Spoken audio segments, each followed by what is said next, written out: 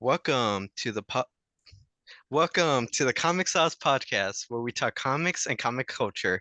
I am your host, Porfirio Rangel, and today I am joined by the awesome Henry Liu. Hey, Henry. Hello, great to be here. So, Henry, I have a quick question. Who is one of your favorite Superman villains? Whoa. Curveball. Superman villains? Hmm. Oh, okay. Um, well, I was a big DC fan as a young child, and I gotta say Brainiac was a favorite villain of mine, so I'm gonna say Brainiac. Cool, cool, cool. And I'm also joined by Christian Diadamo. Hey, Christian, and I have the same question for you. Hey, it's going well. Let's see. Favorite Superman villains. Um, let's see. Brainiac is also pretty high up, but let's see. I'll say Mongol. Mongol's pretty awesome. Cool, yeah, okay, okay. No one said Lex Luthor, so that's surprising, but okay. That's too basic, you know? I guess so. Yeah, too So, basic. We got We gotta so, have a deeper cut. so I asked the Superman question because today, Friday, April 18th, 2025, is Superman Day. Happy Superman Day, you guys. Yay. But for today's episode, we are not talking Superman. We are talking the man without fear, Daredevil. Woohoo. We are talking specifically the Disney Plus series Daredevil Born Again. And the series just ended, the season just ended on Tuesday, and all of us have watched it and we all have thoughts. And so we're going to share it on this episode. So, spoilers if you haven't seen it. If you haven't, again, press pause on this and go watch it. But we are going to talk about it, get into it, and talk all spoilers. So, Mm-hmm. before we even get into the show, let's kind of backtrack and talk about how it first got here. So, all of us watched the OG Daredevil show that streamed on Netflix. It ran from 2015 until it was canceled in 2018. But then Disney announced that the show, Daredevil Born Again, was going to be created in July of 2022. So, what were your guys' thoughts when Disney announced that this show was being created? Do you want to start off, Henry? Sure. Yeah, I think my first thought was a lot of Marvel fans' first thought, which was, is it going to be like the Marvel Netflix Daredevil show, which was very violent? Is Disney going to go there, Um, with past Disney Plus Plus content, such as Moon Knight and Falcon and the Winter Soldier. They pushed the envelope a little bit, but ultimately those still were like PG-13 type shows, right? Definitely not the ultra violent stuff we saw with Marvel Netflix. So yeah, that was the big question for me. Um, and to be honest, when I heard that it was going to be like that, I was still skeptical. I was like, they're not gonna make it like that violent. So, yeah, I think that was the number one thing on my mind when I first heard about this show. Is it gonna be that violent? Okay. What about you, Christian? like I think with the Netflix show, like Netflix Daredevil was so good. It, and it really captured Daredevil. And so it ended, and you just really weren't sure what was going to happen to these characters with like the way the rights were at the time. Like, is Marvel going to make more? Because it started coming out before Disney Plus became a thing, but it felt like that like little kind of part of the MCU kind of fizzled out, and you weren't really Hmm. sure if it was like truly canon, even though it did reference the MCU, the larger events here and there. You weren't sure what was going to happen to the characters. Are they going to come back? Are they going to get recast? What's going on?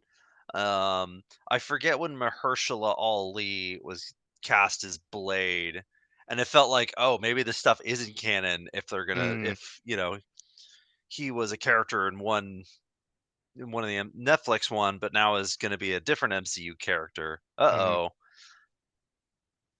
So it always felt up in the air. So when they announced this, okay, we're doing more Daredevil, it was like this nice, like, oh, phew, okay, we're gonna get more.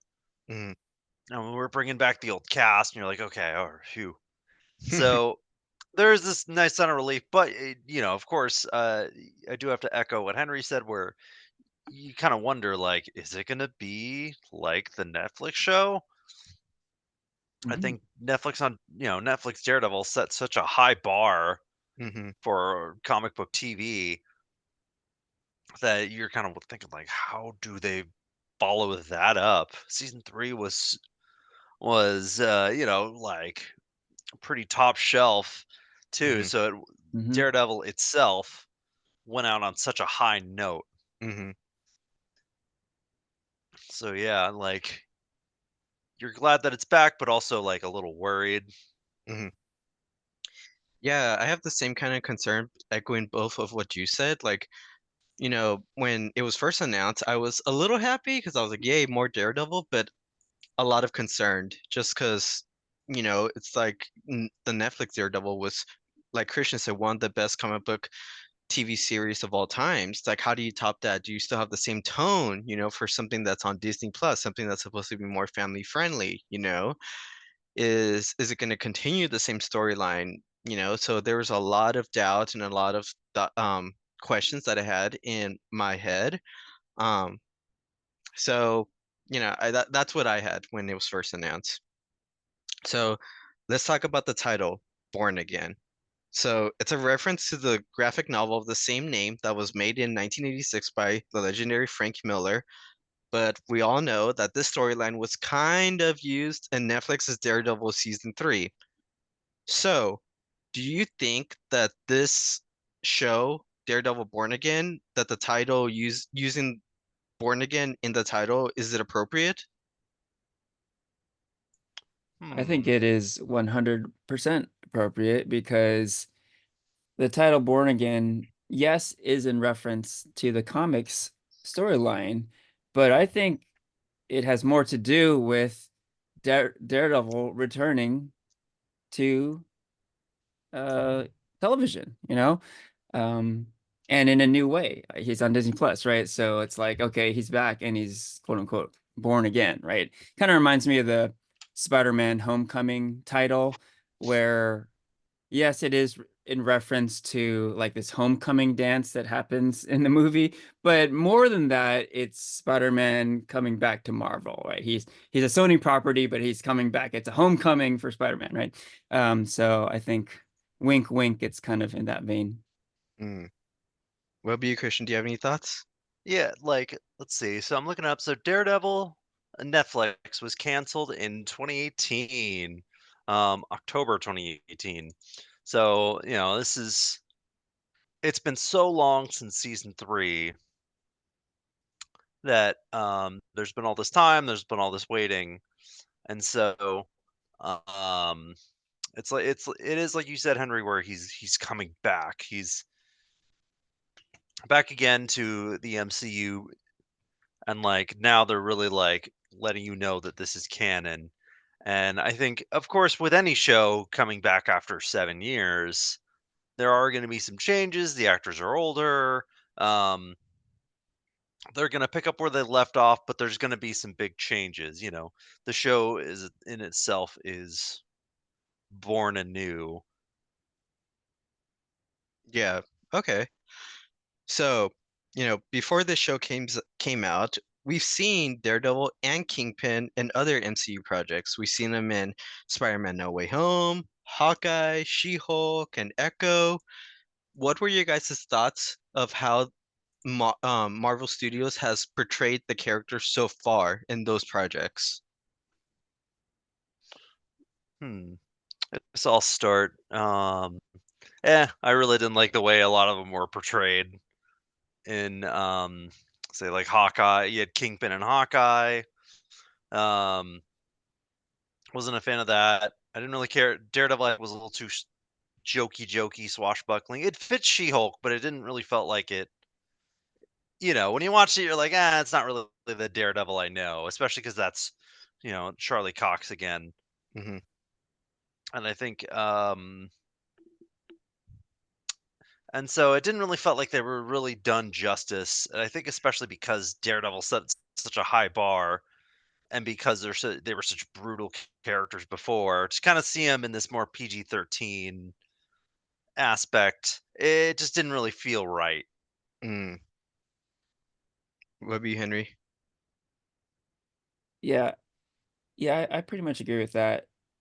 Like, you know how I was saying, I was wondering how violent Born Again would be Hmm. since it's, Disney Plus.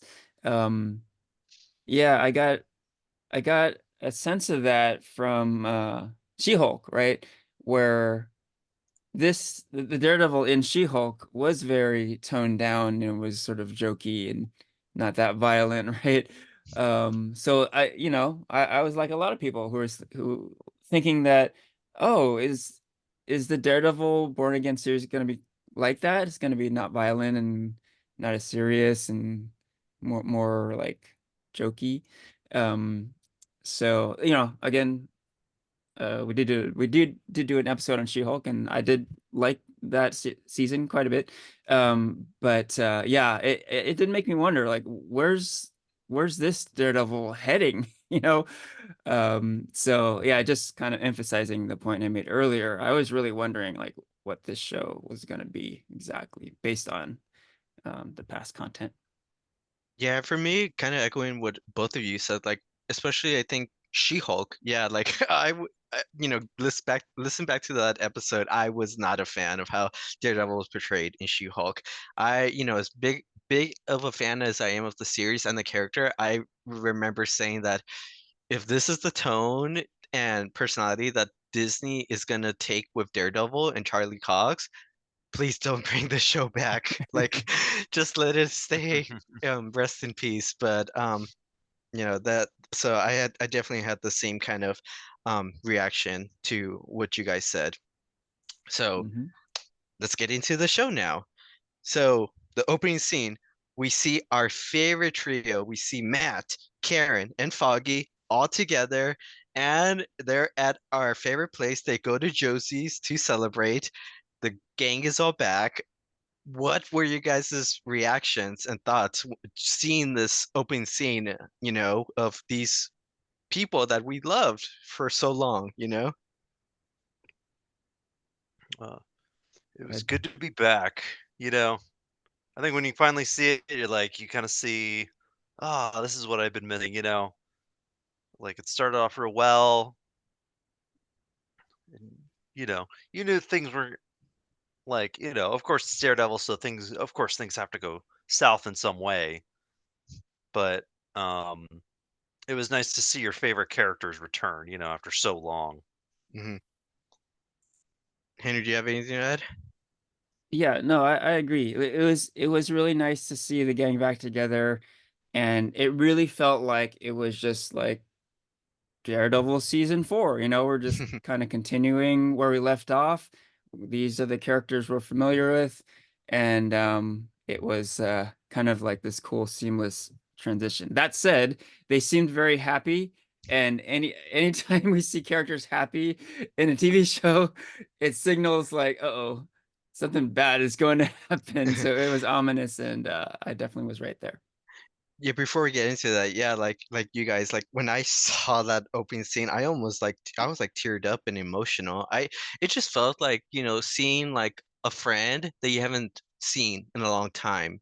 And like Henry said, it's just you just pick it up where you guys left off. It's like no time has passed. So it felt really familiar and loving.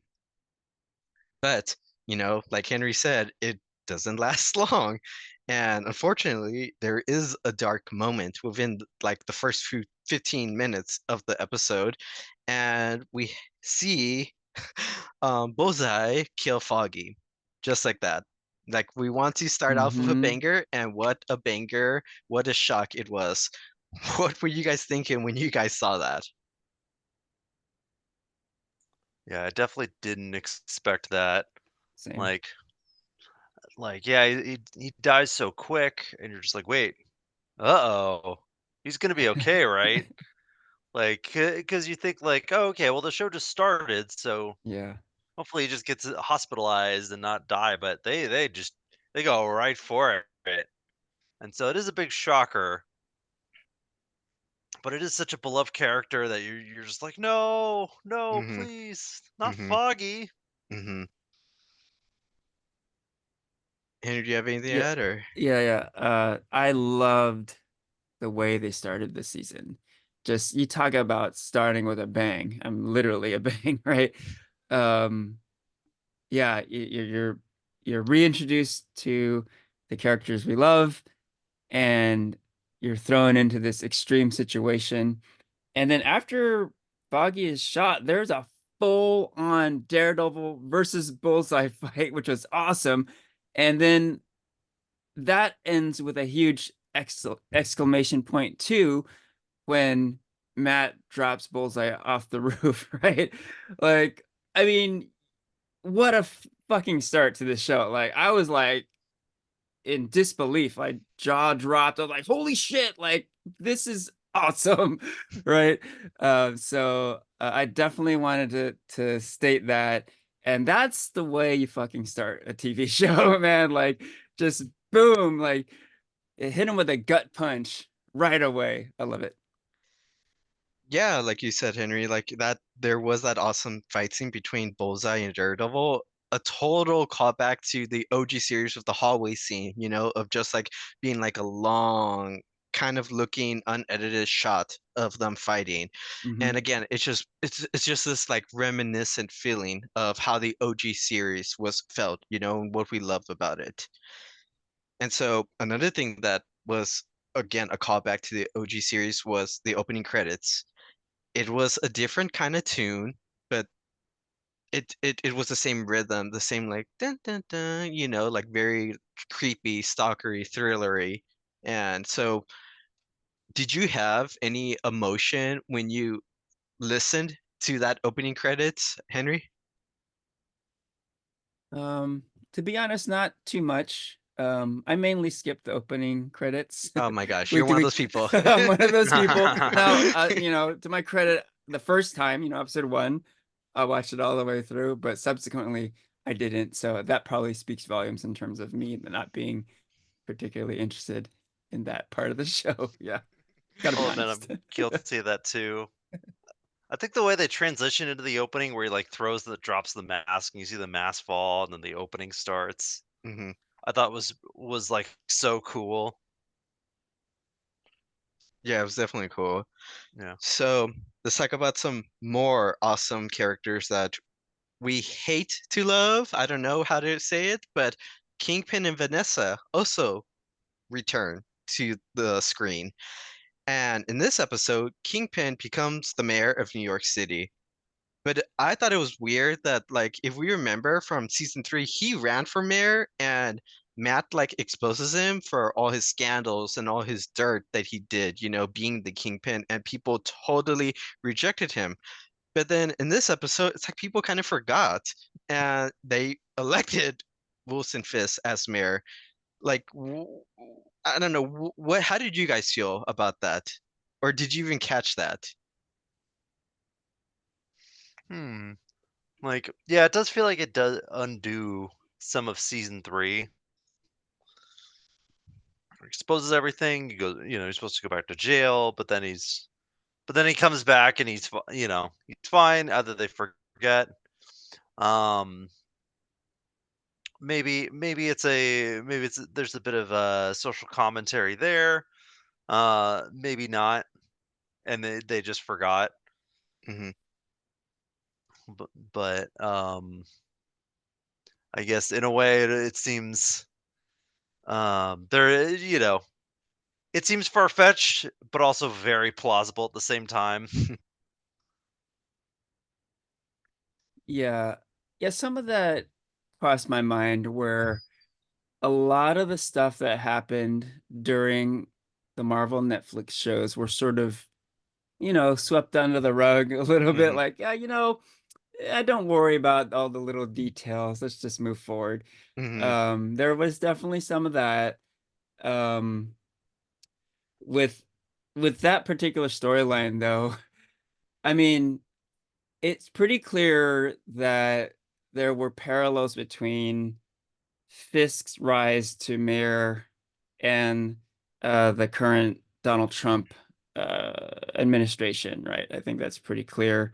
Hmm. And guess what? In real life, a lot of people seem to have forgotten a lot of things about Trump, right? The fact that he's a convicted felon and he was already a president once and he was a shitty president then and he got reelected. So like the fact that like technically like the Kingpin has run for mayor twice, like I'm gonna kind of let that slide because weirder shit has happened in real life, right? So yeah, I'm gonna officially let that one slide. Henry, it's so funny you mentioned that and caught that because that kind of leads to my next question. Like, I was low key with Wilson Fisk's character getting like a little bit of Trump vibes, about this kind of like abuse of power and like having this like anti-vigilante rule and we're gonna go after you and whatever. And I know like, from the comics, Kingpin is a bad guy and he's a villain that had that kind of platform. But I don't know, with like today's political climate, it just felt too close to home. Did did you kind of feel that, Christian, or am I Yeah, just kind of making that up? it does feel like it's very like on the nose Hmm. at times, like the vigilante task force and his rise to power. And I think you almost see like there's that other character with Michael Gandolfini's character, um, Hmm. who's kind of his like political enforcer towards the end, and how he's kind of this guy who like messes up pretty bad and leaks something, Hmm. and he's a bit of a doofus in the beginning, but like just kind of shows his loyalty, you Hmm. know. Hmm. And he talks about how he Kingpin goes on this speech about how he prizes loyalty, Hmm. and you kind of see the way he moves up too. I think also kind of there's a bit of an echo with that as well, and as well as also you kind of there's think of where you're kind of going with the last episode and his bigger plan as well. Hmm. Hmm. Yeah, I want to add to that too. Like, yeah, I agree. It was maybe a little bit too on the nose, and like a lot of people, myself included, are like sick of hearing about Donald Trump and then having Trump-like stuff seep into our pop culture viewing. Like, yeah, I get it. It's like not particularly welcome. That said, I was thinking about like the last Marvel thing that came out, Captain America: Brave New Hmm. World, and how that Hmm. movie really shied away from any kind of controversy. We talked about it a lot, right? Hmm. Where it played it safe. Very And safe, yeah. this show did not play it safe, and I like that. Like the fact that it did parallel a lot of real life controversial material, right? I like the fact that the show really went there and wasn't afraid to do that sort of thing. Yeah, yeah, I definitely, yeah, agree. Like, it really went into kind of, not just Kingpin storyline, but there were other storylines that just were felt a little bit more political and a conversation around what was happening, that, Yeah, like you said, that Brave New World just really shied away from and just played it safe. yeah, Mhm. The Punisher is another big one, with his yeah. Yeah, we'll kind of definitely his get into that storyline. later. Yeah, yeah. So, yeah, before we get into that, we are introduced into some new characters in the show. One of them is this legendary character in Marvel Comics, Hector Ayala. He's also known as the White Tiger. So I quickly want to ask, did either of you guys know about him or know much about him before the show? Very little. Uh, yeah, very little. I know he existed, but I didn't really like know about him or ever really read Hmm. anything he was in. Okay. Well, just a little bit quick backstory. So the White Tiger, he was actually the first Latinx hero in Marvel Comics. Um, he's of Puerto Rican descent. and I just feel like sometimes he doesn't get his flowers, just representation and everything. So in the show, he is put on trial because he's being accused of killing a cop, and Matt represents him and takes on his case. He's found innocent, and later on in that same episode, he's actually murdered. Now, for me, I just kind of felt like, again, I thought this is such a legendary character, but like the way they treated him, I just feel like it was kind of a waste to kind of kill him really quickly early on in the season. But what did you guys think about how they um portrayed that character? Yeah, I was also a little kind of bummed that we didn't actually get to see him do any any action with White Tiger. Because you like the character, you get invested in his story through the court case, and you're like, okay, this is interesting. I want to see where he goes. And oh, turns out he's a superhero. Then you find out through the case, and all right, let's see. And then oh, that was a little sudden. And so I was definitely a little bummed. I'd like, but it's definitely also like another big shocker, kind of like what we had with Foggy, Mm, where you're like, oh hey, Foggy's back. All right, I get to oh wow, that's shocking. hmm And I guess they do the same thing with Hector, kind of at the end, you know. hmm What about you, Henry? Yeah, that death was pretty stunning, you know? Like I really was enjoying that episode. I thought it was cool how that episode felt much more like a courtroom drama than like a superhero show, right? Mm, And I was really digging it. And then when Hector's killed at the end, it was like, well, what was the point of that episode? You know, like Matt Murdock hmm spent the whole time like fighting for this guy, and he like actually won this big case.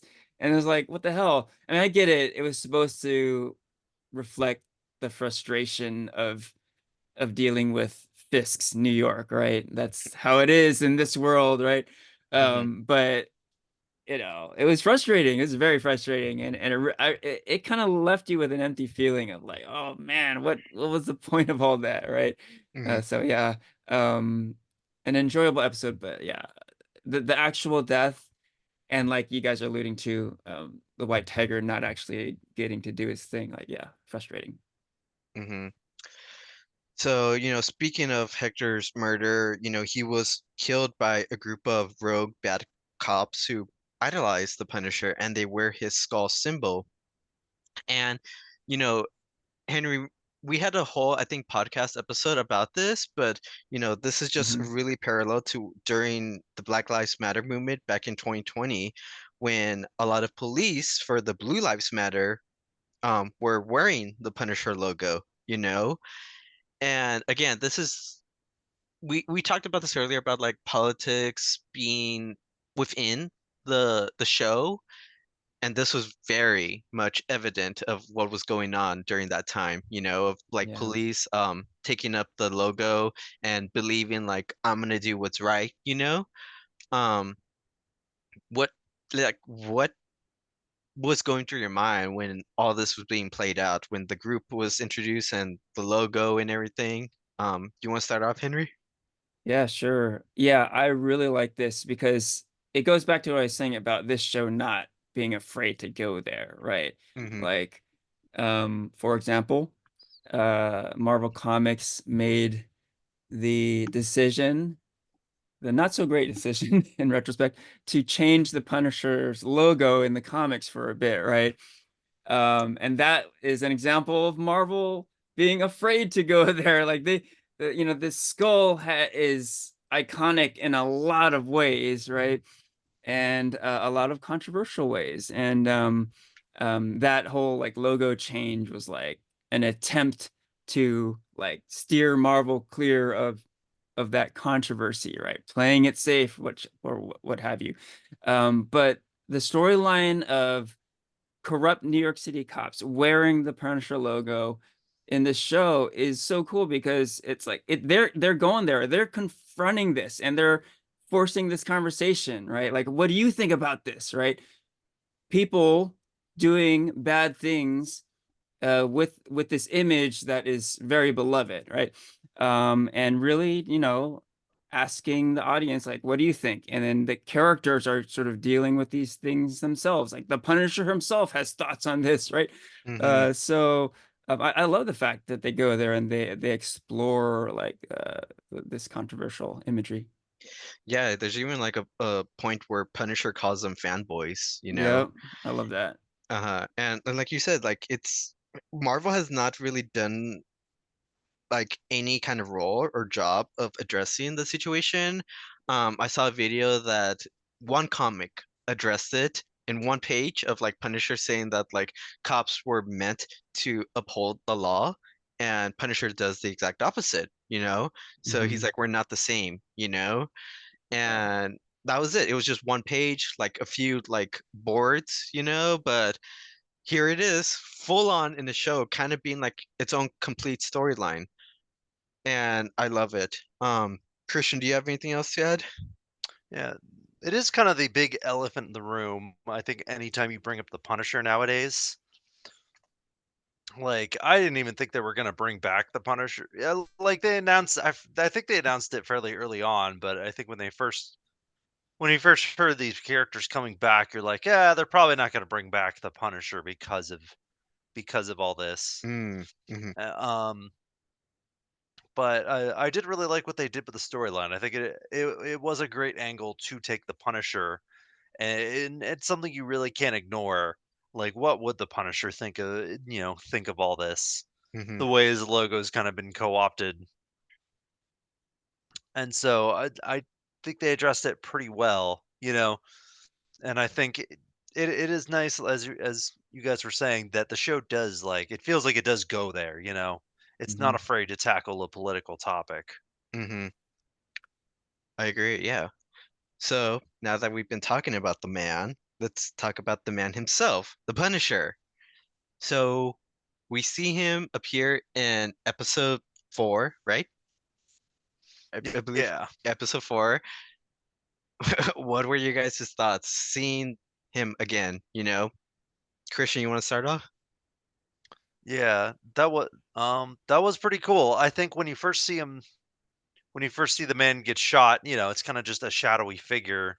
Hmm. So part of you wonder, when you see Hector get shot, you're just like, "Oh man, like is that the Punisher? Did the Punisher kill him?" Like but then as you kind of learn, "Oh, this is like copycats and um these are ex-cops." And then I think one of the better scenes where they're just having this long conversation, this really great back and forth between the two characters. Um, and like the way the Punisher starts talking about Foggy to Daredevil, or I guess Matt Murdock, Hmm. and he's like, "Say his name." I thought that was pretty powerful. It was definitely one of the most gripping scenes I think of the show Hmm. Hmm. that Hmm. didn't, and it had no action. Yeah, 100. What about you, Henry? 80. What was going through your mind when you saw Frank Castle again?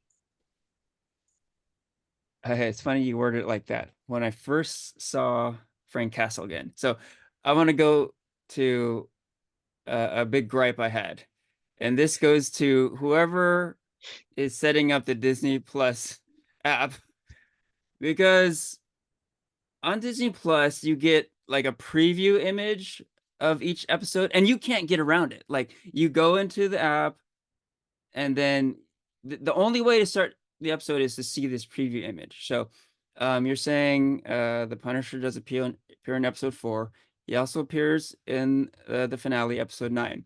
For both of those episodes, the preview fucking shows John Barenthal both times. And like, how cool would it have been if I'm just watching the episode and boom, oh, holy shit, it's the Punisher. Awesome, right? But guess what? I already knew that because it was fucking spoiled to me. So I don't need to know that. Why? This is completely unnecessary. Like Disney Plus is spoiling their own content. Like it sounds kind of nitpicky, but it isn't, because I mean, it's a like spoiler. it's a spoiler that is Uh-huh. totally unnecessary. Like Uh-huh. Okay, so I'll get off my rant now, but let me just say that the first time I saw John Bernthal in Born Again was in this fucking preview image. It wasn't in the show, right? How Mhm. cool it would have been if it was actually during the show. Yeah, whatever. Anyhow, so that aside, it was very cool. Like Christian was saying, that scene is like turbocharged. It's great, and you really see why Charlie Cox is born to play Matt Murdock, and John Barenthal is born to play Frank Castle, right? They are just so great as these characters, and for them to go toe to toe like that, and everything was great, and everything they said was like so in the character, like from the comics, from the Netflix shows, like it's like it is them. They embody these characters so well, so that's very, very cool. One last thing. Um, so interestingly, yeah, the Punisher's only in episodes 4 and 9. Similarly, Karen is only in episodes 1 and 9, right? So I think both of those characters are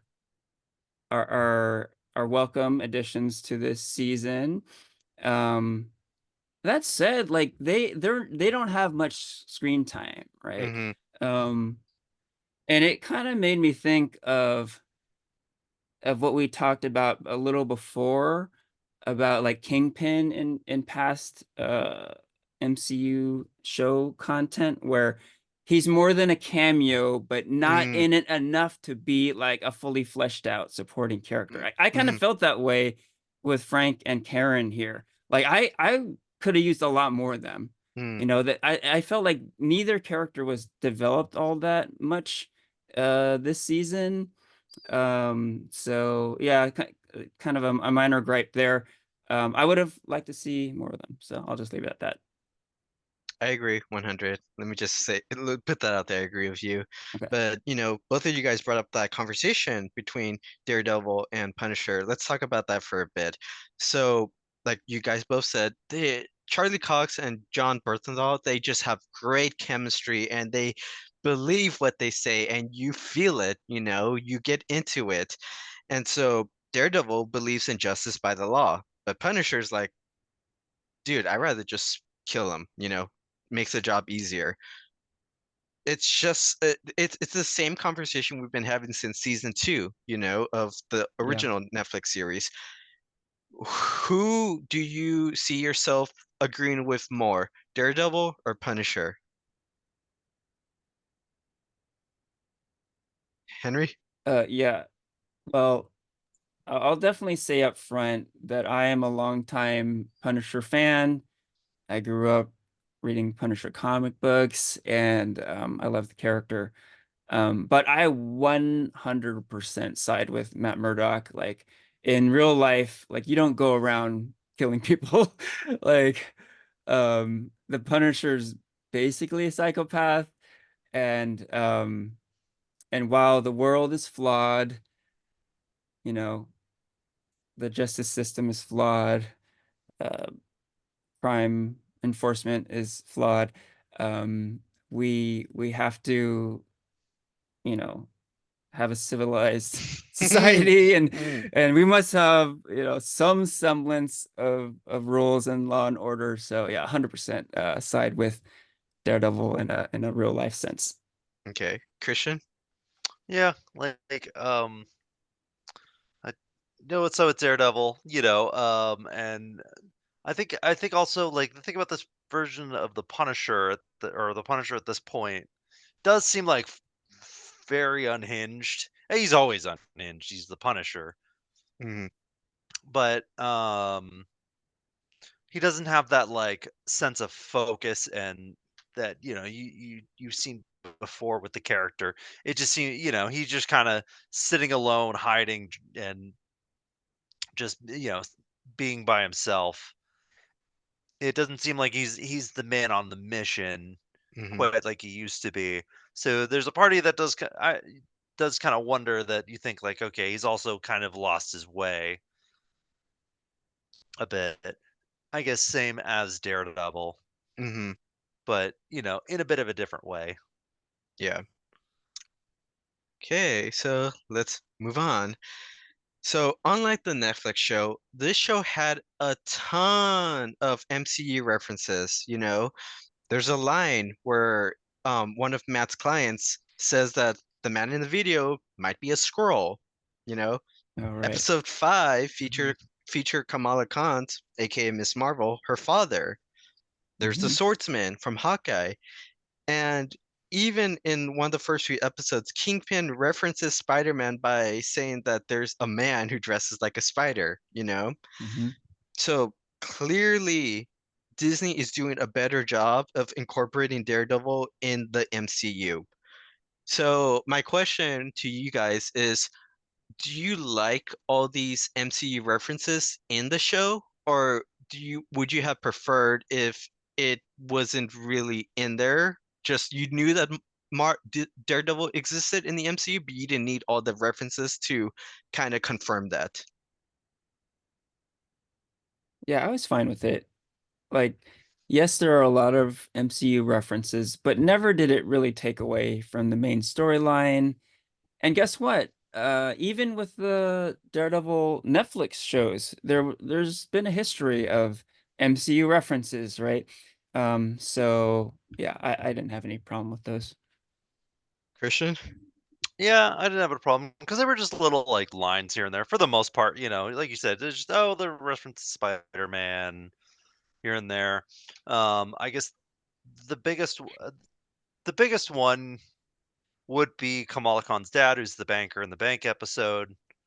Um, but I didn't think they did anything too egregious where like another hero from something completely different shows up and it feels completely tonally different. Like I Mm-hmm, think the big character that you wanted Daredevil to interact with, I think, would be the Punisher, hmm and that's kind of where you want to what I think you really want to see in a Daredevil show, hmm rather than if Kamala Khan actually showed up herself, or if Hawkeye showed up, or Spider-Man. I would want to see Spider-Man, but of course, like I think that would be so tonally different than what they'd be going for. Def yeah, definitely. So, I talk about this like larger connection to the MCU. And one question I kind of always had during while I was watching the show was who was affected with the snap? You know, I read that this storyline is supposed to take place in 2025 going to 2026. So this is obviously post-snap. And again, it's never really addressed if who was snapped. Are you okay with knowing who was and wasn't, or did you kind of just want to know like maybe a sentence like, oh, while I like Karen saying something like, oh, while I was gone, this is how the world changed, or I don't know, something. Yeah, I Yeah, they think didn't. we don't need that. Like, because if you're gonna do that, it's like, okay, every show and movie has to address that, and it's like it's gonna get old real quick. So yeah, we can just leave it out, I think. And the show did do that, so that's cool. Christian? Yeah, do you think that would be the big like MCU thing? That because you were talking about the MCU references. Mm-hmm. It's like, yeah, would that be the reference too far? If they've talked Mm-hmm. about being snapped. It's hard to say because you imagine that's such a big kind of moment in the MCU. Yeah. Mm-hmm. Yeah, now looking back, it's like, oh yeah, that was about 6 years ago. Though, not so. I guess that's the big thing. Should it move on from that, or should they just they go back to it? Mm-hmm. Because the Okay. snap is like arguably you could say it's like the biggest moment. Hmm. Infinity War Endgame is kind of the biggest part of the MCU. Hmm. Mm-hmm. Yeah. Yeah. So let's talk about another character that makes their appearance in this show, the villain Muse. So again, just like White Tiger, have either of you guys heard of this character before the show? I have not. No. I did not know Muse at Yeah. all. Same. At least I had heard of White Tiger. I hadn't even heard of Muse before the show. So I've read a little bit of Muse from the yeah, the more recent Daredevil comics, and just like the comics, he is dark, and Muse is a person who kidnaps people, drains their blood, and uses it as graffiti art. Very dark. Yeah. Um, what were you guys' thoughts on this character? I liked Muse. I thought he was a cool character. And like the way he was like the serial killer for Daredevil to go to fight, and like kind of this guy he's got to find. Um, I do have some problems, I think, with the way they handled it, but I thought the costume was really cool. I thought like he had like a really good hook. Henry? Yeah, I agree. I thought Muse was cool. And you know how we were saying, oh, I wonder if this season is gonna be violent and dark. Hmm. It was. And Muse is a big part of that. To have a villain like this on Hmm. Disney Plus, like, whoa, dang. And it was just cool. Like, as how I was saying, I thought it was cool how they had like a courtroom drama episode. You alluded to it, but the bank episode is kind of like this heist movie episode. Hmm. um the Muse storyline was like almost like a seven serial killer Hmm. movie, Hmm. Mhm. Hmm. and there's like elements of a crime procedural in the show, Hmm. and there's still superhero action in it. Hmm. There's social commentary, there's like kind of this like Game of Thrones-esque rise to power stuff. Like there's so much cool shit in this show, right? Hmm. It's not just one kind of thing. It dips its toe into a lot of different types of territory. And yeah, this is definitely like a cool thing. The Muse character. Um, if you guys recall, we saw a Muse cosplayer at WonderCon who Yeah. looked really cool. And yeah, the character design of Muse is pretty awesome in this show. Really dark and menacing. Yeah, yeah. I kind of just want to say, like, I felt like Muse was going to be like a big threat within the show because, he was kind of like teased through it. There Hmm. was the graffiti art all over, and then you had like small scenes of him doing work, and he kind of felt like a character kind of hidden in the shadows, just kind of like being underneath the behind the scenes person. But then, just like Hector, I felt like he was kind of a throwaway villain. Like he was killed off pretty fast. Also, like Hmm. once he's introduced like between Daredevil and Muse, an episode later, he's killed off. And I was pretty upset about that. Like, do you guys have any thoughts about that? Yeah, me too. I think that is. It feels like, oh, like this guy's so cool. He's got this cool costume. There's this cool fight. Daredevil actually shows up again to fight him, and then yeah, it feels like it's so quick that he's shot. I guess that seems to be a weird running theme about this show, where at first you're like, oh hey, this character. Oh man, I'm like they're really cool. Oh, they're dead. Okay. Like the way we talk about Foggy and White Tiger, now Muse.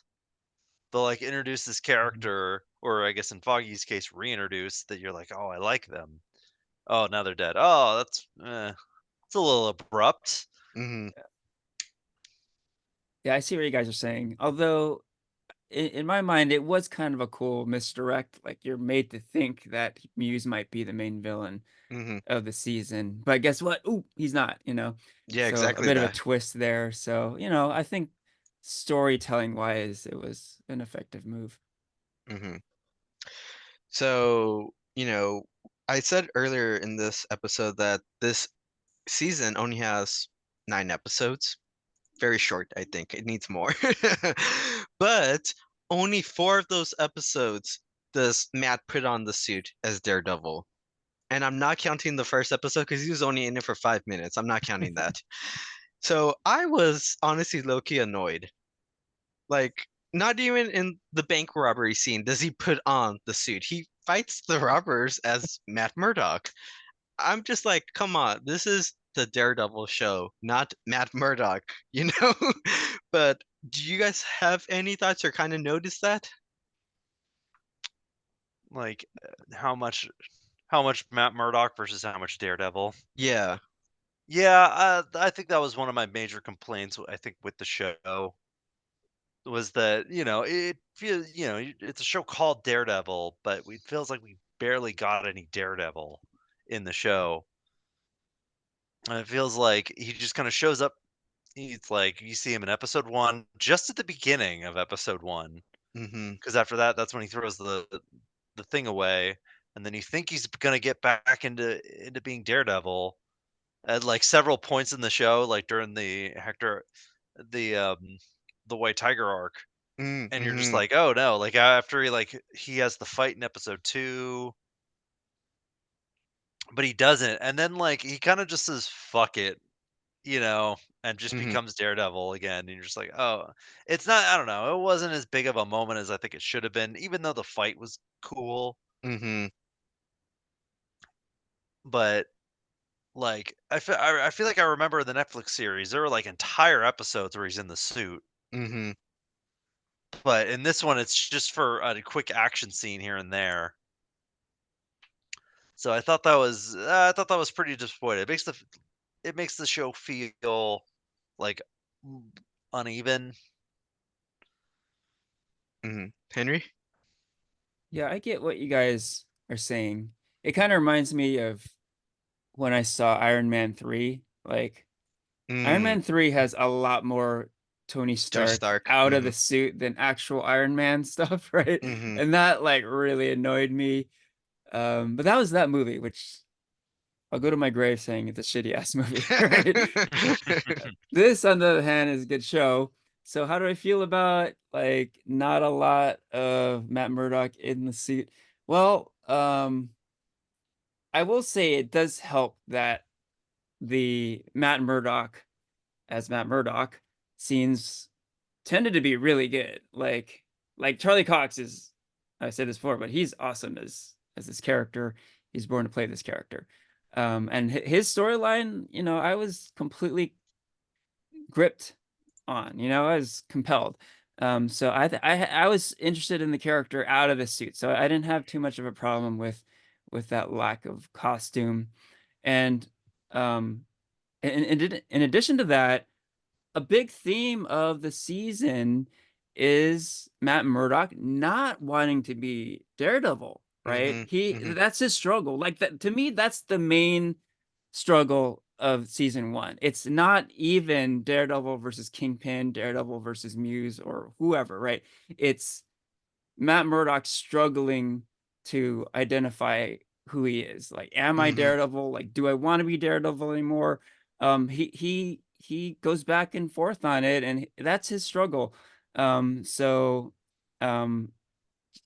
story wise, it makes sense that he is reluctant to put on the suit, and the fact that he isn't in the suit does go along with the story. So I know what you're saying about it making sense story-wise, because again, it's that internal struggle that he's facing. But did you still like it? Yeah, I did. I understand like Mm, how like if you're a mhm, Daredevil fan, come on, you want to see him in the suit. mhm, But yeah, I think Charlie Cox is so good, you know, as Matt Murdock, and when he's having conversations with his girlfriend or having conversations with Frank Castle or Karen Page, like you see the struggle, and like that to me, he's still Daredevil, he's still that mhm, character, right? mhm. And the show is Daredevil Born Again, and he even out of the suit, he's still Daredevil. So I can still consider that like Daredevil Okay. content. Yeah. Okay. Okay. So later on in the show, we learn that it's actually Vanessa who ordered the hit on Foggy. And was there any, was that a shock to either of you? Well, like you do kind of see Vanessa taking over like the Kingpin's like crime. So I didn't see it coming, I'll say it, but I don't know if it was like the most shocking thing Mm, because you kind mhm. of see in season 3 of Daredevil, she's like that's when she's starting to get into the The life role. of crime, the Hmm. role, Hmm. and then you kind of hear about in Born Again how she's like she's kind of part of it. She's kind of part of she's the one holding up the criminal empire, Hmm. while Kingpin is the one, you know, in politics. Henry? Yeah, I totally agree with Christian. I didn't see it coming, but after it happened, I was like, that makes sense. Like, you know that Vanessa is not to be messed with, right? Not Um, anymore. yeah, and like the fact that she did that is not a surprise. Like she's got the capability Hmm. and the I don't know, the mind for doing some shit like that. Hmm. So, while that's all playing out in that episode, Bullseye, he gets out of jail. And for some reason, I don't really get it. Maybe you guys can clarify for me, but he decides to shoot the Kingpin, and Matt saves him. And honestly, when Matt saved him, I was so pissed. I was so annoyed. I was like, why? Why, Matt? Why? I know you're trying to be a good guy, but why? But yeah, can you guys help me out here with that? Yeah, he does feel like he's going against his best interests. Um, yeah, I guess part of you wanted, like, logically, you're kind of just why, but I think uh, they kind of mention it where it's like he just kind of acts on instinct, Hmm. and that's just part of being a hero. And then I do think I want to say it was early in that episode or the episode prior. Yeah, I think it was early in that episode where Poindexter does say, like, like, oh, you would stand up for your worst enemy, and that's what a hero does. Hmm. So they do kind of allude to that a little bit earlier on. So it's like you're kind of like, ah, no, but at the same time, you can kind of see Matt Murdock not always acting in his best interests. Hmm. Henry? Yeah, I had a similar take on Matt taking the bullet. Like, if he had a chance to think about it, maybe he would have hesitated to save the Kingpin's life. But he's just a hero by nature, right?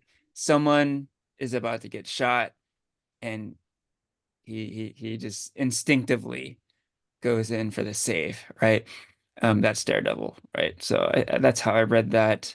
The bullseye question, I'm not sure about either. Like, I was kind of confused about like the bullseye storyline overall. Hmm. Yeah, I don't know why he tried to kill Fisk also.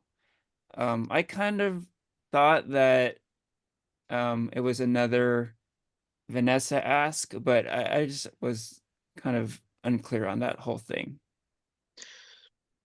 We'll find out one day. Yeah, maybe season Maybe. two. Season 2, yeah. Yeah. So let's talk about episode 9, the final episode, and let's talk about the epic team up between Daredevil and Punisher. I'm pretty sure that was a highlight for all of us.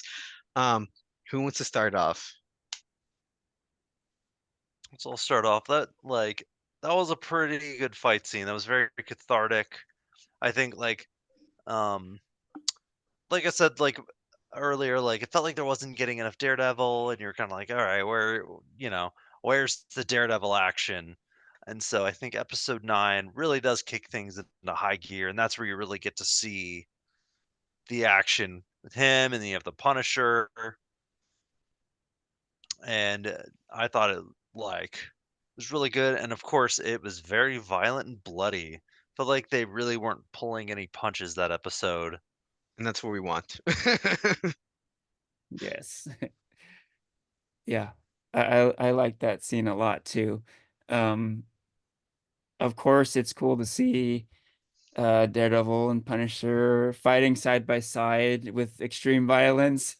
But I thought they set up the scene well too, where um, they're kind of reluctantly helping each other out, right? There's like still some beef between the two, and I really like how Castle kind of takes jabs at Murdock whenever he can, where like Matt Murdock is like straight out of the hospital, right? He's still in his like hospital gown. And Frank is like are you gonna suit up or are you gonna fight with your ass hanging out? You know, like I love that shit. And yeah, like boy, did I get my question answered about, is this show gonna be violent? It sure as hell is. And I think it's just about as violent as the Marvel Netflix shows. So I was pretty happy about that. Hmm. No, amen. Yeah, that scene was, it's gonna go down in history as like one of the best scenes in Disney Plus shows, you know. So in the final scene of episode 9, we see a lot of things happening. We see cages, a lot of people in them. We see Punisher in one of those cages. We see Wilson Fisk declaring martial law on New York City. And we also see Daredevil recruiting a little group of people to fight Wilson Fisk. And that's basically how the show ends. Were you guys satisfied with the ending? Hmm. It does feel like a big setup for, season 2. It's a big cliffhanger. Hmm. Yeah. So much happens in that episode that, like, okay, it's not all going to get resolved. And I think I heard that there was going to be a season 2 as well beforehand, so but it's such a big cliffhanger. Hmm. Henry? Yeah, like you get this awesome Daredevil Punisher battle scene, and then like at the end of the season it says Daredevil will return in season 2. Like, don't worry, folks, we'll be back, But that does not mask the fact that, as Christian was saying, this season does end on a cliffhanger. So that's pretty annoying, like anytime a movie or a TV season ends on a cliffhanger, which is very often, I'll be honest, it is annoying, right? It's sort of like, okay, it's not complete. There's still more story to be told. So, like, you don't get that sense of completion. You don't get that ending, right? So, that was kind of annoying to me because like the whole season was basically setting up this like Kingpin Daredevil showdown. But guess what, folks? Season 1 does not resolve this whole like Kingpin mayor of New York City thing at all. Like the season ends with that completely in the air, right? Um, so frustrating. Definitely frustrating. Uh-huh. So I recently learned that this season was originally going to have 18 episodes.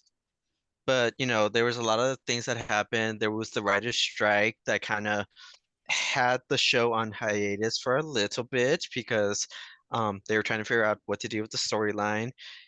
And they had like 6 episodes filmed before they kind of decided, you know what, this is not working out. Like I read that the original storyline that they were gonna do was gonna be kind of like what you said, Henry, of like a court-based drama version. It was gonna kind of focus on Matt more. But then later on, Disney and Marvel decided, you know what? Let's just kind of redo everything and just take our time writing this out. And so this season ended up being is split into 2 seasons with 9 episodes each season.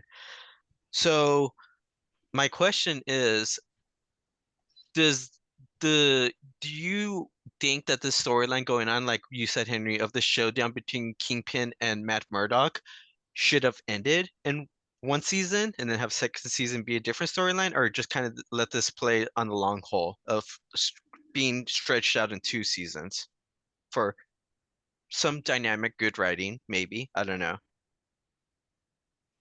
I mean, look, I get it. This is TV. And as I'm saying, cliffhangers at season finales are like very common.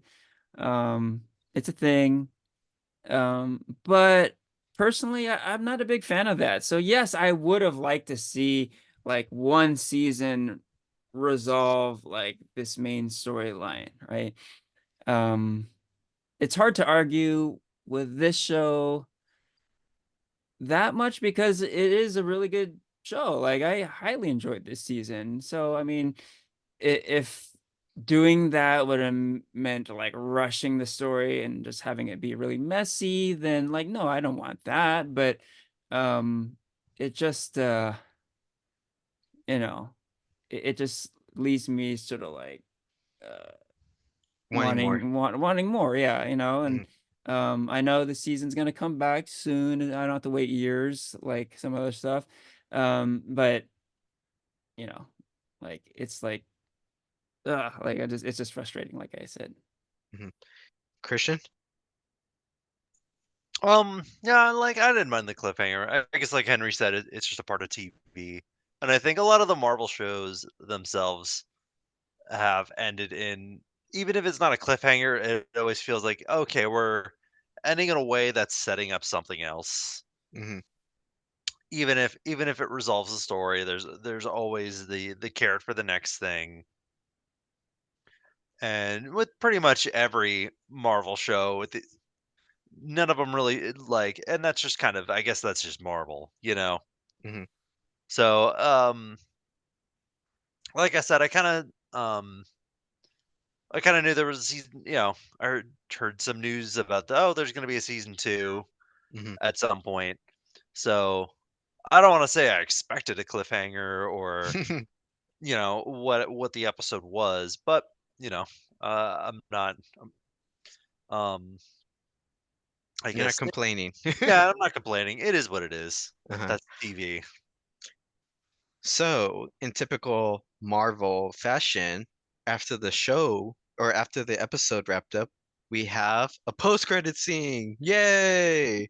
And in that scene, we see Frank Castle still in the cage, but then stupidly, a guard decides to shake the hand of Frank Castle and ends up getting his arm broken. And, we can only assume that Frank Castle escapes. And this is obviously setting up the spin-off film that is going to be released next year for The Punisher. Uh, what did you guys think about that scene?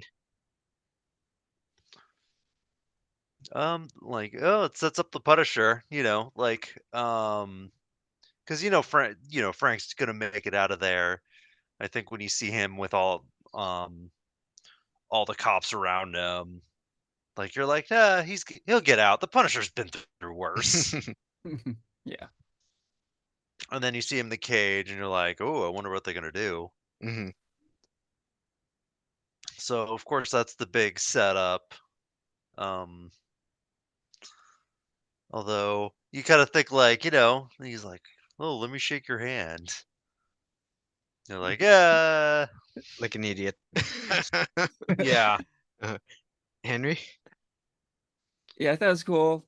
I mean, for a post-credit scene to show the Punisher breaking a crooked cop's arm, like, hey, who doesn't want to see that? Of course, I want to see that. And I would add that, like, as awesome as the Daredevil and Punisher team up scene was, the other Punisher action scene was kind of disappointing because the Punisher gets taken out by like a bunch of regular cops, like come on. Like it's gotta be like this is some super villain, like Bullseye takes out the Punisher. Okay, I get it. But it's like these are just like regular cops who take him out. Like, come on, dude. So that's Make kind of it disappointing. believable. Yeah, yeah. So that's kind of disappointing. So the post credit scene not only did it sort of tease like this one-off thing, but also like yeah, Punisher, hey, he's still on top, right? He gets the last Hmm. laugh on the crooked NYPD. Yes, yes, definitely. So, we all watched all 9 episodes of season 1 of Daredevil Born Again. So, for you guys, did this feel like a fourth season of Netflix Daredevil, or did it just feel like a completely revival of the show? Oh, I'm glad you're asking me this question because I had thoughts. I 100% think this is Daredevil season 4. Like in the best of ways because I really thought it would be like, okay, it's a Disney plusification of Daredevil Netflix, you know. They're gonna put hella MCU shit in there. It's gonna be less violent and whatever, you know, like, but it really did feel like Daredevil season 4 to me. It really did.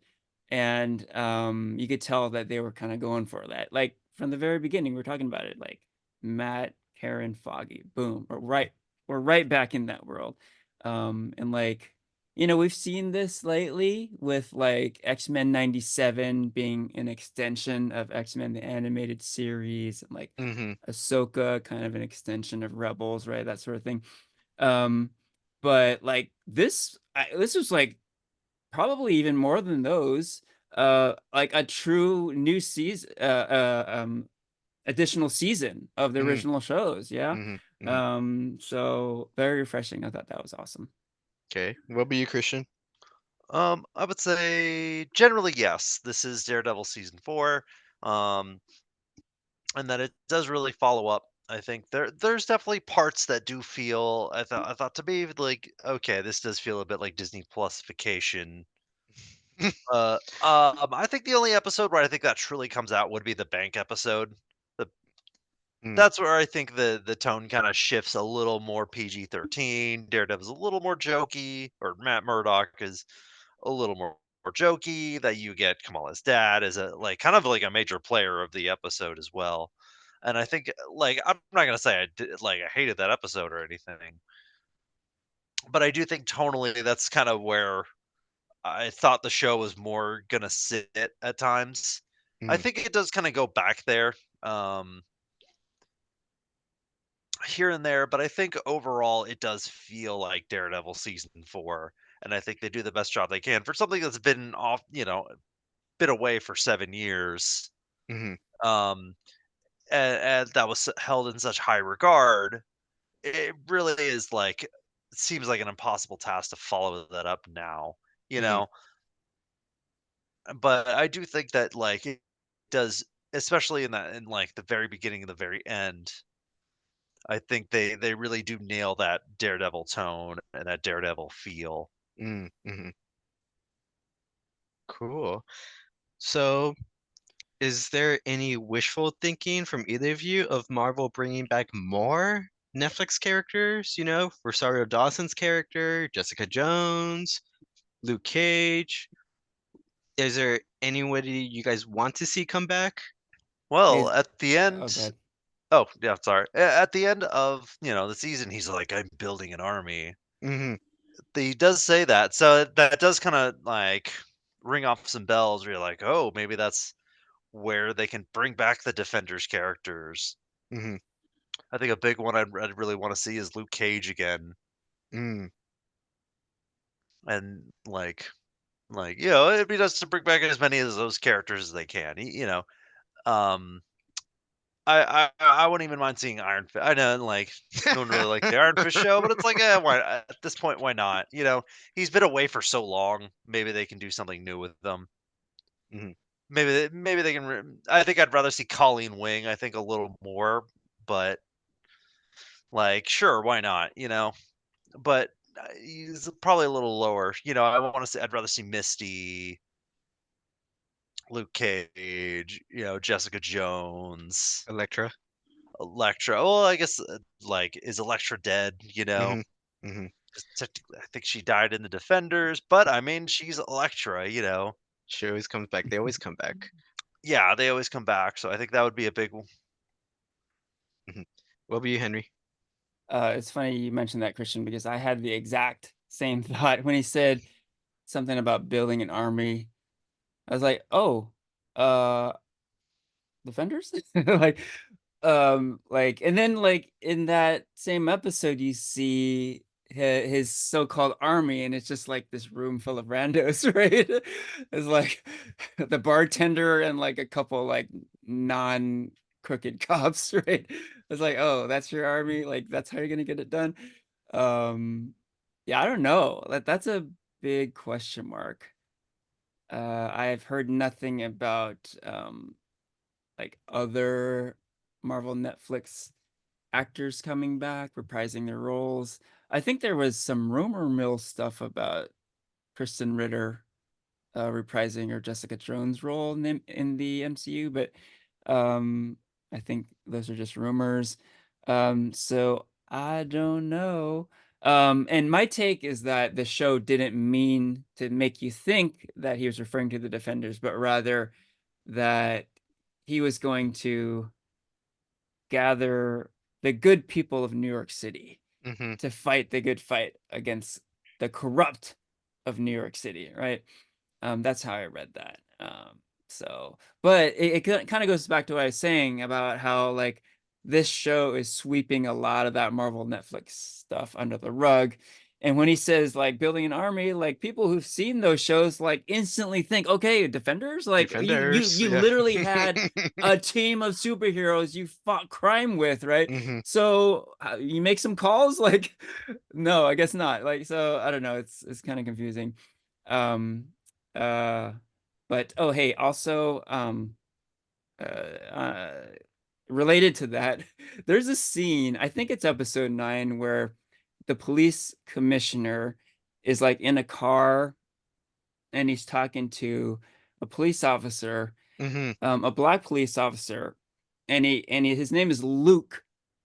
Right? He says, "Oh, hey, Luke, good to see you again." I'm like, "What? What?" And then I look super close, like Luke Cage, and they're like, "Oh shit, that's not Luke Cage." Like, I don't know if they did that on purpose to like get the fanboys riled up or something, or I Mm. think it was just like they messed up. Like they should not have called that character Luke. But yeah, I for like a split second, I thought it was Luke Cage. I'm like, "Oh shit," but it was not. I did not catch that. You didn't guess that? Yeah, Yeah, I didn't catch that either. Yeah. for a moment, I just kind of perked up. I'm like, what? It was not to be. Okay. So the future of the MCU, you know, just like Infinity War and Endgame, we have Doomsday and Secret Wars being the next big team up for the Avengers team. Do you see or do you want Daredevil to be a part of that storyline? Because I mean, the Thunderbolts is already in it, so they already got some street level heroes in it. So do you see Daredevil being a part of that storyline, or do you even want him to be a part of it? I do. I do. I do for like kind of one simple fact. And that's the fact that Daredevil and all the characters in Marvel Netflix were excluded from Endgame. Hmm. You know, like there's all this speculation about like who's gonna be in it, and Hmm. I really wanted to see like some sort of nod, right? Some sort of acknowledgement. Hmm. And like there wasn't any. And then like now it's sort of like revisionist history. They're saying like, oh yeah, we're down with Daredevil, Kingpin. Like we'll put those guys in all of our stuff, right? But like they at the highest stage, they left Marvel Netflix out of the party, right? So just for that simple fact, it would be really cool to say like, to see at like the end of Secret Wars or whatever, like, Daredevil like in the lineup somehow. Like even if he doesn't do a lot, just like a little acknowledgement, that'd be Hmm. kind of cool. Hmm. Christian? Yeah, like I feel like Daredevil is also like he's such a big character in Marvel. Um and like I feel like recently he's been like kind of just this big cameo character popping up here and there. Like Hmm. No Way Home. Hmm. He had like it's a little small role in She-Hulk and then Echo and now he's got his own big show as like this big return. So like, you know, he has been in a Marvel movie even if it was just for a second, but so and like he's kind of become this pillar of like Marvel television. Hmm. So it would be nice if I think if they throw him in there, you know. Yeah. Remember, like, I guess a little spoiler for Deadpool and Wolverine, like everyone had this big moment when Elektra showed up. Hmm. So if they could do that, then I feel like Daredevil would be a really could be a cool addition. Definitely. So my last question that I have before I open up the floor for either of you to share thoughts that I haven't talked about today. My last question is, what do you hope to see in season two? Anything you're looking forward to? Let's see. Well, I would say it would be nice to see some of those Defenders characters come back. I think that would be a hope. More Daredevil. I think a proper hallway fight scene too. Where big long one take. I guess we kind of got it with him and Bullseye, Hmm. but it didn't feel like that really like it wasn't the same. I think as the ones in the Netflix series where he's going up against all these guys, and Hmm. it's especially the season 3 one where it's this big prison break type of scenario. Like I feel like the season really did lack that. I feel like that's such a core part of Netflix Daredevil. And so that's the big thing I really want to see. Like one really great one take fight scene in a hallway. That's the Daredevil thing. Yeah. Most of all, more than anything, where he fights just 100 guys, you know, he One kicks their take. ass. It's really intense. Let's just put those vibes out there into the universe then. Mhm. What It about you, won't Henry? be yeah, it's not Daredevil without it, you know. I'm Yeah. glad they had a little bit of something, but it wasn't Yeah. enough. Give me that oneer. Uh, Yeah. Um, yeah, I had a thought, and it is kind of related to your question, but um, I mentioned how Karen Page is not in the season a whole lot, and I could have used more of her. She's in mhm, a really great scene at the end of the season, and um, like Matt's talking about like, oh, you call Frank often? And she's mhm, like, yeah, stop. And he's like, I could hear your heartbeats, right? Um, and then they get into this whole thing about like, oh, must have been the adrenaline, and then she turns it on him where she's like, oh, did you hear my heartbeat when I first saw you again? And then he says, oh, must have been the adrenaline, like, mhm, oh, I love that. Like the, mhm, the, the writing is so like wink, wink, like mhm, witty, mhm, mhm, and it addresses something that was kind of lacking all season. And that is sexual tension, like the Marvel Netflix shows had a lot of action, were very violent, but they also had a lot of like romance and sex, mhm, like Luke Cage and Jessica Jones were getting it on all the time, and um there was like a Matt Electra Karen love triangle, and there's like a lot of that type stuff in those shows, right? And this season steered clear from a lot of that. There was the Matt and Heather. Heather Uh-huh. relationship, but I gotta be honest, that was like a dud for me. Like I did not care for that character, and that relationship was like not interesting to me. And then like sure enough, she like turns on him and gets hired by the Kingpin. I'm like, oh, this girl has got to go, man. Like he's got to drop this chick. But then like you see the Matt Karen scene, it's like, oh shit, like I want more of this stuff, right? Whether it's like Karen and Frank, or Karen and Matt, or Karen Frank Matt love triangle, like I just want like let's explore that more. So I don't know if they will, but I'd love to see that more in season two. Awesome. Cool. It's just both for both of you guys. I'm putting those vibes out there into the universe for us to have that. All right. So, you guys, any final thoughts? I did have a final thought. We actually haven't talked about the Kingpin a whole lot, right? We Mm, touched upon it a bit. Um, but the Kingpin does a lot in the show. He has a mhm, lot of screen time. And we did talk about the Trump parallels and stuff, but he's in it a lot. He's a pivotal character.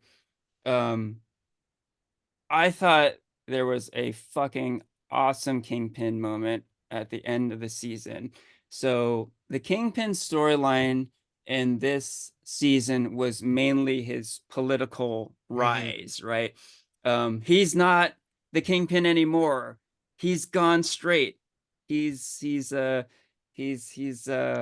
the yeah, quotes, right. quotes. He's fooled everyone basically, right? Hmm. He's gone straight, and he's the mayor now. He's not a crime boss anymore, right? But then there's this creepy ass scene where like it's this dimly lit basement, and all the Kingpin's cronies are in a circle, and he's the Kingpin is with the police commissioner, right? Hmm. The police commissioner kind of looks like Commissioner Gordon actually, right, with the mustache. And what does the Kingpin do? He fucking crushes the guy's head in, and you see it like explicitly. And it's like, holy shit. Okay, not only is it like, okay, violence in Marvel is back, but also the Kingpin's fucking back, right? Like, the whole season, the Kingpin is like the mayor. He's not the Kingpin anymore. He's the mayor, right?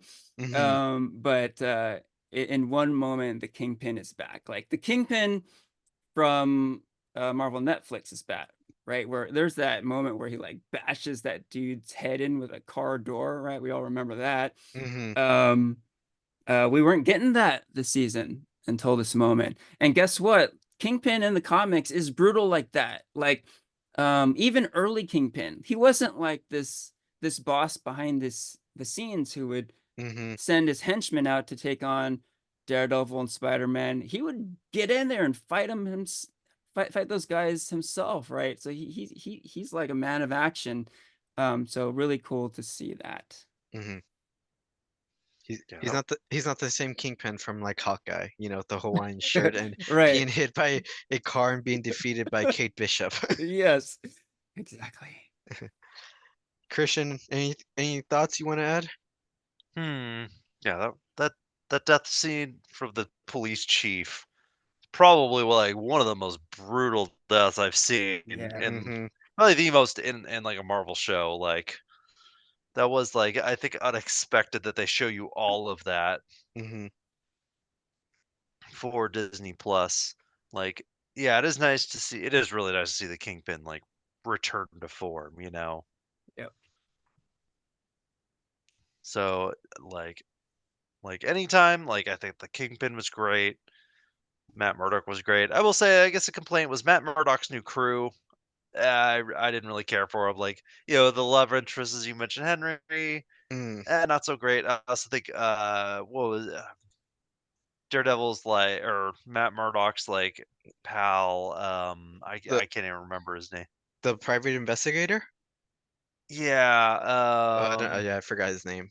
Oh, the yeah, guy who exactly. knows he's Daredevil, right? The guy who knows he's Yeah, yeah. Daredevil and like works with him. Cherry. Cherry. That Yeah, that was his Hmm. name. yeah, yeah. Yeah, Cherry. I thought it feels like he kind of just shows up here and there, and then that's it. Gives them Hmm. a little bit of advice and then leaves. He doesn't really, I think, fill the shoes that Foggy leaves. Hmm. So I will say that was a bit of a letdown where the side characters were. That was also, I think, where the Netflix show really excelled with Foggy and Karen. And Hmm. that also makes Karen's return such like this big moment because you're like, oh, thank God, I'm so glad you're back. But anytime they bring back a legacy character like, they like Kingpin or Punisher, I think they're like those scenes are so good. Those Hmm. are like I think a lot of the standout and seeing them act and like because they know those characters so well, Hmm. like it just feels like they really ooze that character and you really can't see anyone else play them. Hmm. Okay, you Yeah, guys. Any final thoughts before we get into our ratings? I'm ready to rate. yeah, ready to Ray. Okay, Henry, you want to do the honor and doing the rating out of five? Sure. I'm gonna go with 4 out of 5. Highly enjoyed Daredevil Born Again. Looking forward to seeing more. Yeah, I've kind of gone through the highs and lows of it. And yeah, I did have some issues here and there.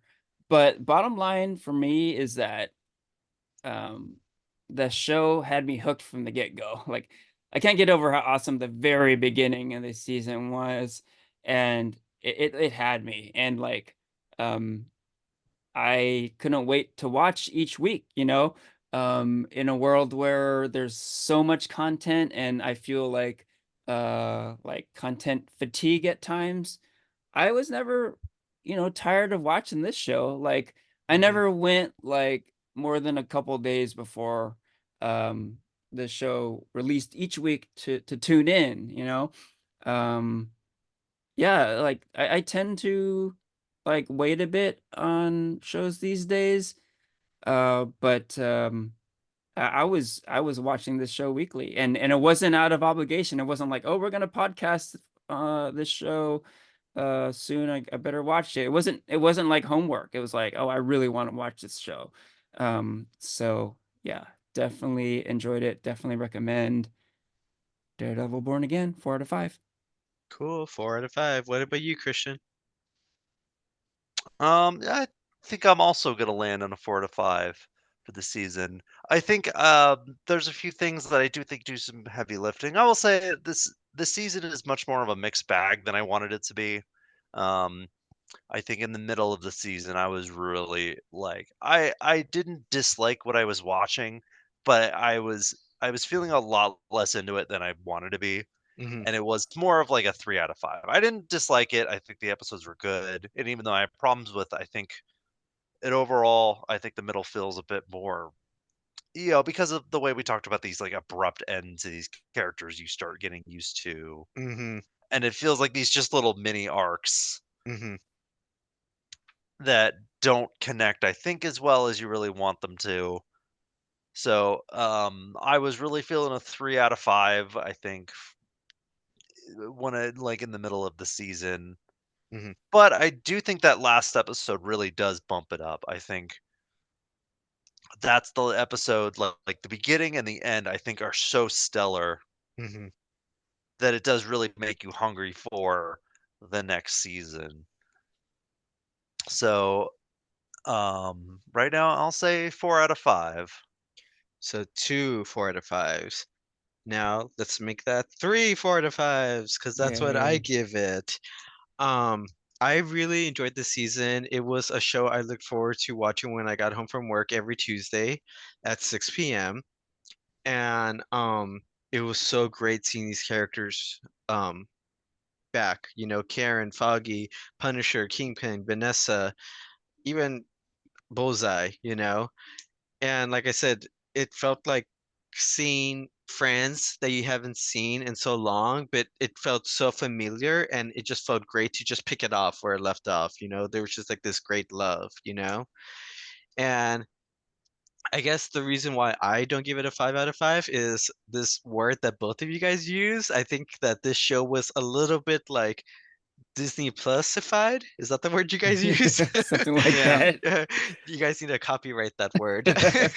But I just think that this was good, just not as good as the OG Netflix series. You know, I think that it was a good storyline, but it had some few flaws. You know, Henry talked about like some characters not you didn't care about, like Heather, you know?